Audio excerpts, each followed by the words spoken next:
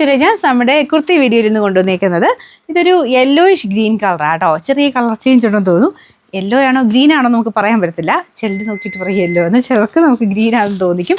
രണ്ടും കൂടെ ചേർന്നിട്ടുള്ള കളറാണ് കേട്ടോ. ഇതൊരു സെമി സിൽക്കിൻ്റെ ഫാബ്രിക്കാണ്. നമുക്കൊരു സെമി റോസ് സിൽക്കിൻ്റെ ഒക്കെ മിക്സഡ് ടൈപ്പ് ഒരു ഫാബ്രിക്. അതിൽ സെൽഫായിട്ട് ചെറിയൊരു ഡിസൈൻ പോയിട്ടുണ്ട്.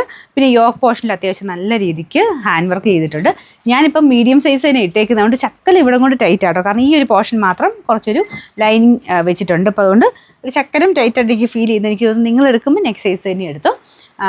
പിന്നെ ഇതിൻ്റെ മെയിൻ ഒരു ഭംഗി എന്താണെന്നറിയോ, ഈ ഒരു പോർഷനിൽ ഇങ്ങനെ പാനൽസ് പോലെ പീസസ് കട്ട് ചെയ്തിട്ട് അങ്ങനെയാണ് ചെയ്തേക്കുന്നത്. സ്ലിറ്റ് ഇല്ലാതെ വരുന്ന മോഡലായിരുന്നു വെച്ചാൽ ഭയങ്കര ഫ്ലെയർ ഒന്നുമില്ല, നോർമൽ രീതിയിൽ തന്നെ, എന്നാൽ സ്ലിറ്റ് ഇല്ലാതെ ഇങ്ങനെ പാനൽ പോലെ കട്ട് ചെയ്ത് പോയേക്കുന്ന ഐറ്റമാണ്.